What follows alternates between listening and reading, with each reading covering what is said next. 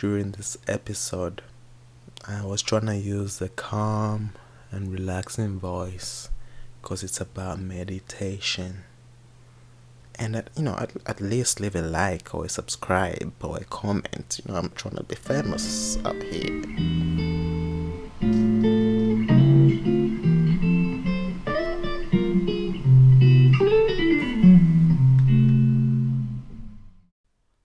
Hello, my fellow podcast listeners. Thank you for tuning in to another episode of Talking with T. In this episode, I'm going to talk about meditation, specifically two types of meditation. I'll talk about their benefits, and then I'll talk about how I personally practice meditation. And hopefully by the end of this, you would have learned a skill that helps you cope through times like these unpredictable, difficult times. So what is meditation?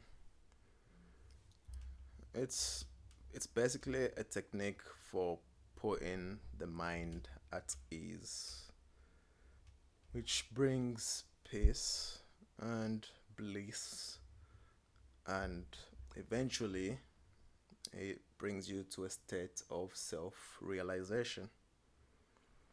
Now, to put it simply,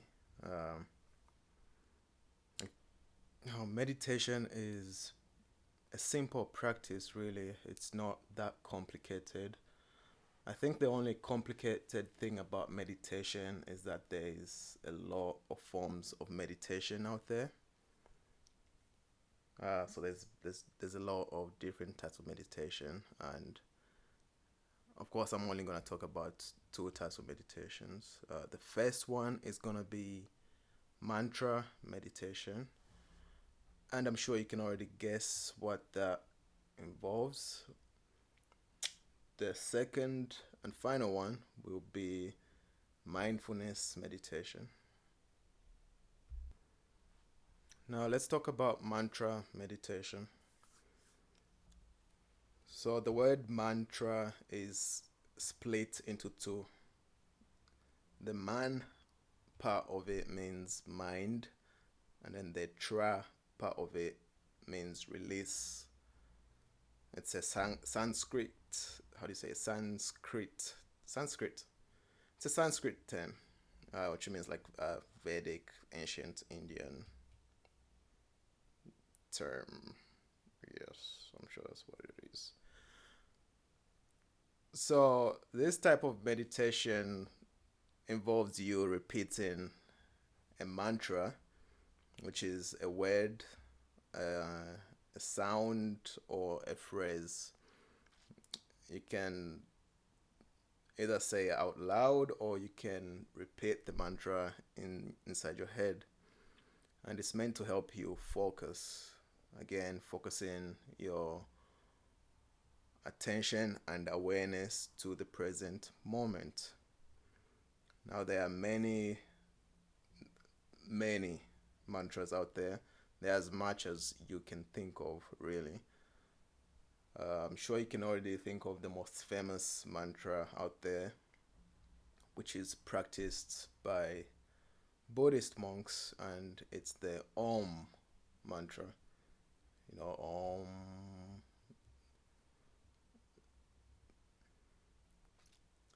Now, when I was completing my undergrad at the University of Leicester, I joined the Krishna Society, and they were practicing mantra meditation. And it was pretty cool because the sessions also included a kirtan performance, which is like a band just using different string, drum, woodwind, and flute instruments, and it helped harmonize with the mantra, and it really enhanced the experience as well because we did it in a group. Now, the mantra that we used, or the mantra that was taught to us, was Hare Krishna, Krishna Krishna, Hare Rama, Rama Rama, Hari Hari. I'm not really gonna go into what that means, but feel free to search that up. So, in addition to the mantra, you can also use meditation or prayer beads where you flick through each bead as you repeat a mantra. And this also helps like bring you even closer into the present moment because it brings in an element of touch. Now you can make up your own mantra or you can search up a mantra and see which ones work for you. They pretty much all work. I feel it's important for me to point out that some mantras are used for religious intentions, such as trying to connect to a higher deity. But I'm also not going to go into that in this podcast. That's a topic for another day. So, what are the benefits of mantra meditation? This includes increased focus, reduction in stress and anxiety, increased self awareness. One of the benefits is also increased memory. This is improved visual spatial memory and increased verbal memory as well. Another benefit is you gain better control over your breathing. So you find a natural rhythm to your breath as you recite the mantras, which is a skill that like singers naturally have as well. Okay, moving on to the next one. Mindfulness meditation.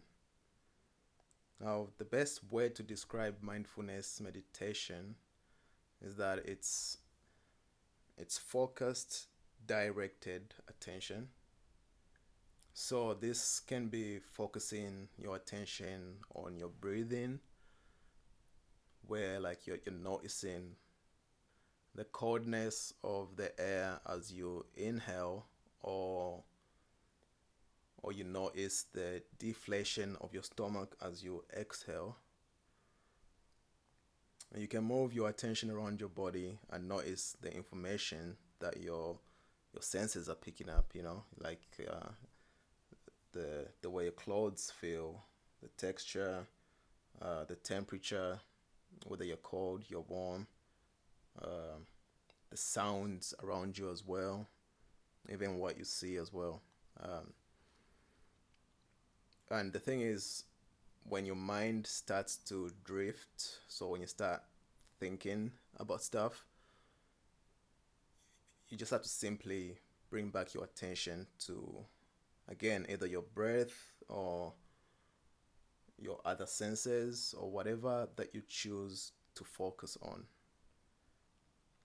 Like the goal, if there is any, is like not to fight the thoughts. Like you can't stop yourself from thinking unless you're dead. Like that's the only way you stop thinking. And you can even make those thoughts your focus of attention. So this is when you become the observer of the thoughts rather than the thinker. So you step back and you realize that you are not your thoughts. Let's look at some of the benefits of mindful meditation or mindfulness meditation. There's a lot of scientific studies that support these benefits. So I'm going to include links in the description. So the first benefit is you experience fewer depressive symptoms. Another one is increased working memory. Just like every other meditative practice, it's improvements in managing stress, so reduced stress, reduced anxiety. Another benefit is that your emotional reactivity is reduced.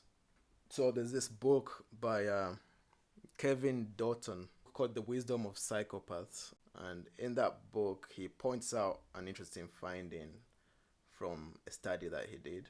So he had psychopaths and Buddhist monks do like an experimental task. And during that task, they would flash like unpleasant images. So maybe it's like a battlefield, maybe it's like just disgusting images or whatever. And they found that both psychopaths and Buddhist monks, even though they've got different motivations, they have the same level of calmness and the same level of emotional reactivity. Another benefit of mindfulness meditation is that it can predict relationship satisfaction. I bet most of you want to know about that. Again, links in the description. The final benefit is increased empathy and compassion. Unfortunately, I'm not going to do a guided meditation because. Okay, so let me walk you guys through what I do in terms of meditating. So I set a timer for 20 minutes, and then while sitting down with my eyes closed or open, I do a full body scan, a full mindful body scan. So starting with my feet, feeling the ground or the flow, and then I bring my attention up my legs, up to my gluteus maximuses under the bed, and then up my body and up to the top of my head, and then down again all the way to my feet. I do this like 2-3 times, and then I bring my awareness to my breath. Breathing in, I notice the coldness, the inhales, the exhales, and of course, like I'll start thinking about something, but again, you can't stop yourself from thinking. So at that point, I just let myself think and just watch my thoughts, kind of like cloud gazing. And then after that, I start my mantra meditation. Of course, I have to do it in my head because I don't live alone, and I can't be screaming Hare Krishna like at 5 a.m. in the morning. That's ridiculous. So I do this until my timer goes off, and then boom, I can move on to my other morning routines. Guys, thank you for sticking around. We have reached the end of this episode, and hopefully that helps you guys with managing your stress levels and anxiety levels. If you want to learn more, I've added some useful links in the description.